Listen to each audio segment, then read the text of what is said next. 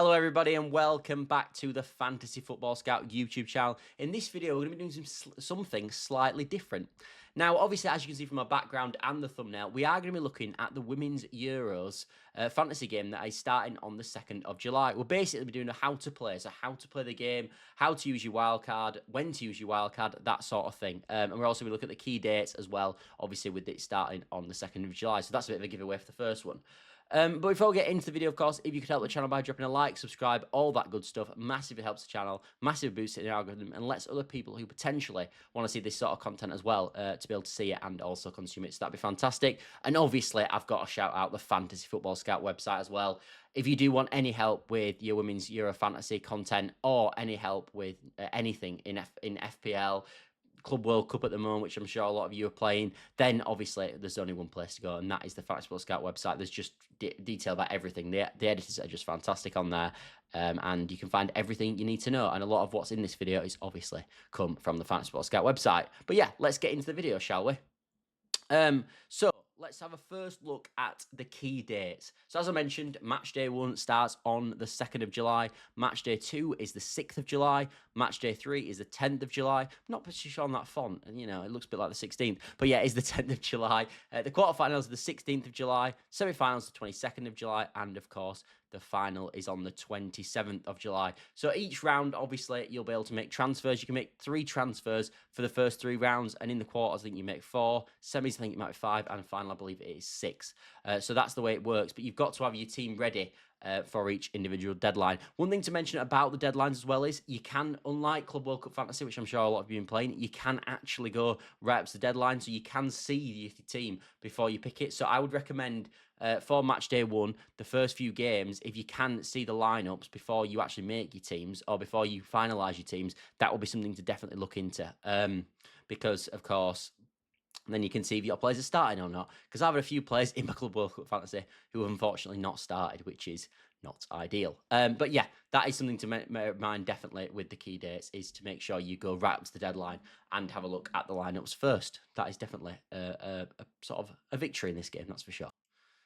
Right, so some of the rules then. You get 4 points for forwards for scoring goals, you get 5 points midfield, and you get 6 points for goalkeepers and defenders. Now, I don't expect any goalkeepers to score this tournament, but if they do, you do get 6 points. But don't worry, you do get points for saving goalkeepers. We're going to be for saving penalties for goalkeepers. We're going to be coming on to that in a moment. And also you get 6 points for defenders as well. And then it's 3 points for assists all over. So you don't get more for defenders or attackers or midfielders. It's not how it works. You get the same 3 points for all of them. So that's the second part of the rules. Now, into some more rules. As I said, you get 4 points for a clean sheet. This is obviously for defenders and goalkeepers. You get 5 points for saving a penalty. So if your keeper saves a penalty, you get 5 points. You get 1 point for every 3 saves. Now, I always think it's an interesting rule because this means, obviously, naturally in this game, you're probably going to want to pick some of the better keepers, maybe like maybe the France goalkeeper, for example, would be a really good option.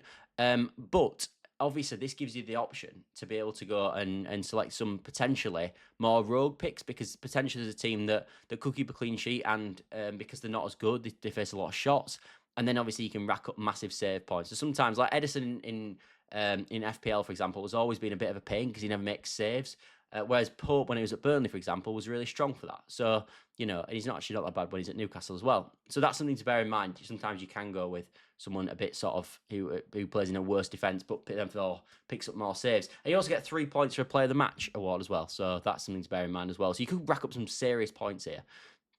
Another mention is you get 1 point for every 3 balls recovered. So if you get 6 ball recovers, you get 2 points. 9 ball recovers, you get 3 points. You get the idea. You get an extra point for a goal outside the box. So you get your additional.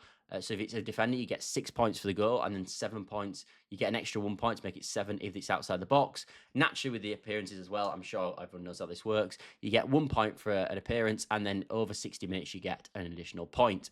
And also, you get 2 points if your player wins a penalty for its team as well. Not if they give away a penalty. We're going to be coming on to that. You might lose a few points for that, but yeah, you get the idea on that. Yeah, this is, as I said, there's some minus points as well, though. It's not all golden. You get minus 1 point for conceding a penalty, which I don't think is too bad. Minus 2 points for missing a penalty. Minus 1 point for a yellow card. -3 for a red card, and -2 for an own goal. Now, missing a penalty is something to bear in mind again, because obviously, naturally, like in fantasy games, you want to select penalty takers, but make sure the penalty that you sort of go for is someone who doesn't miss them, because you don't want to be losing points from missing penalties. And also, try not to pick players that get sent off or yellow carded, because that will obviously damage your rank and your points from your players as well. So that's something else to bear in mind. In terms of your team now, this is something that's really important. You get 2 goalkeepers, you get 5 defenders, you get 5 midfielders, and you get 3 forwards. But one thing, the main thing about this game compared to any other game, is there is no player pricing at all. None. So you can basically, now this would make you think probably that you can just have, it's going to be awful, because you can get everyone out of the same teams. It's not how it works. I am telling you, it's not how it works. EFL Fantasy last year, or Fantasy EFL, didn't have player pricing in it, and it works absolutely superbly all campaign. It was fantastic. I played it all last season, and that didn't have any player pricing. And like you, I thought potentially that was going to be a con. It isn't a con. It honestly, it can be really good fun. Now, obviously, this will mean that you can pick a lot of sort of the higher ownership players, and obviously you don't have to think about how much each player is going to cost. That's all fantastic. Honestly, it does. You will think that it doesn't open up puts barriers in front of cheap options and limits cheap options out of the game. It really doesn't. It's a really good option. It allows you to get whoever you want. It's a perfect fantasy game in that sense. You also get 3 players per team. So again, you can't just have the full France squad or the full England squad. You've got to sort of step carefully in terms of, and obviously build your team like that. You get 3 free transfers, which I mentioned obviously, for each round of the group stage, and then it goes to 4, I believe, 5, and then 6. You also get, now this is something to bear in mind, you get subs on your match day. So you get, obviously, you've got 11 starting, and then you've got 4 on the bench. Now we're going to get into that a bit further. And you also have captaincy as well, which you get 2 extra points for each whichever player you selected it on. Now, I've got change captains there. I'm also going to be talking about the change of captaincy how in this slide as well. So one thing to bear in mind is you get a wild card. Now, if anyone doesn't know what a wild card is, it basically allows you to completely reset your team. So instead of just having like 3 free transfers like you would in the group stages, you get a completely new team. So all 15 players, and you don't take any hits, because any players obviously over, say if you make 4 transfers in the group stages, you will obviously lose points for that. So you do not lose points if you do a wild card, and you can replace your whole team, which is a fantastic chip to use, of course. However, do not try use it in match day 1, which is of course the first week, because you get unlimited transfers anyway when you're picking your team. And don't try use it in the quarterfinal stage, because again, you get unlimited transfer. So you've essentially got a wild card in the quarterfinals as well. In terms of captaincy change, every single time, so after say you pick Russo in the first game and she blanks, and you're not happy, she gets 2 points, doesn't score, doesn't assist, that sort of thing, and you want to change to Pateles at Spain, you can do that. You can then, after that person's played and it's all been finalised, you can then switch to a different player, which I'll show you, because Russo plays on the 3rd of July, for example, and Pateles plays on the 5th. So you can then swap from Russo, the captaincy, and move it on to Pateles. But you can only do that once the game's finished. And you also can't move backwards. So if you had it on Pateles and Russo scored a hat trick and got, say, 17 points, you couldn't move it back to Russo. You can only be ones that have already happened.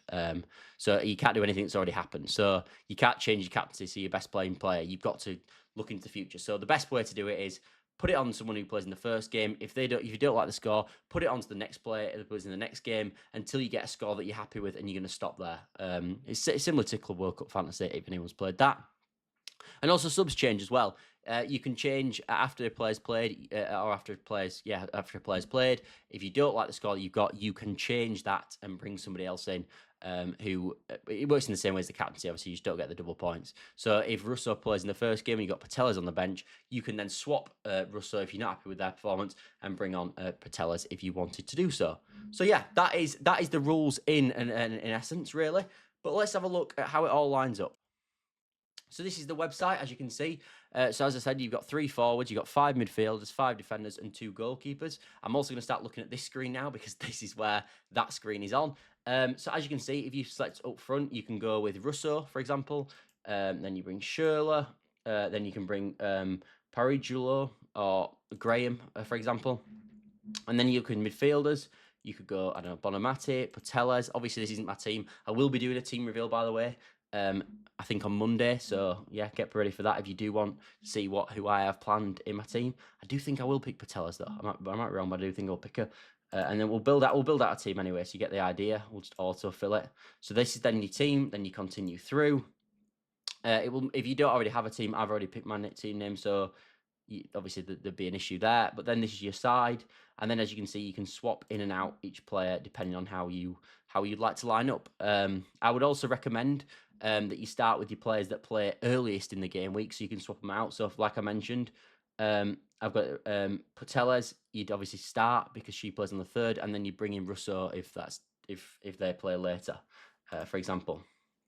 Let's continue through. So then you pick your captain. So as I said, I go with someone early. So I go with Patellas, and I could swap to Shirley in the 2nd day if I'm not happy with the Patellas score, and then I could swap to Russo in the 3rd day if I wasn't happy with Shirley's score.